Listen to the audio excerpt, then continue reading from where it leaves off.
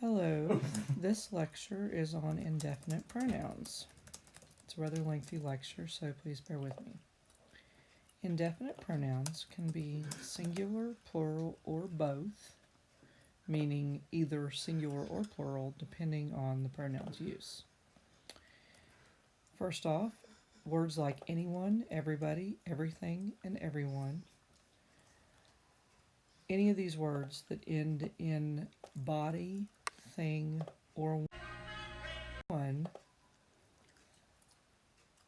may sound plural. Many of them do.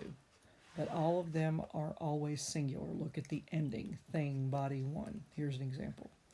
Everything is singular. All right. Okay, the next group that are always plural. Both, few, fewer, several, and many. Okay, these are always plural. This game for 2 years and I didn't even know Fewer vote. Vote is your plural verb now than they did 20 years ago. No, not in story mode. Okay.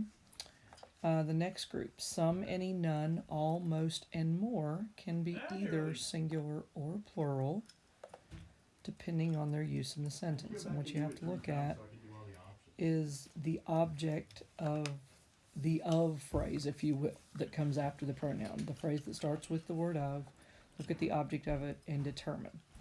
Some of us is plural, so it's some takes a plural verb. Some prefer chocolate. But some of the pie, okay, pie is singular and takes a singular verb, so some is gone. Some of the pie is gone. However, the word none requires very special attention and is different than the others that can be either singular or plural. Okay, the word none is always singular when followed by a prepositional phrase beginning with the word of that has a singular object. None of the land is ours. Okay, so the of phrase after none ends in land. Land is singular, therefore none is singular, and it takes a singular verb is. None of the land is ours. However,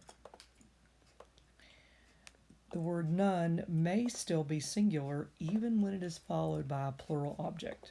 And this is only the case for the word none, not any of the other words in this category that can be either or. Some, any, all, most, and more. Okay, only the word none this happens with. So even if it has a plural object after it, it may still be singular. Look at the context of the sentence.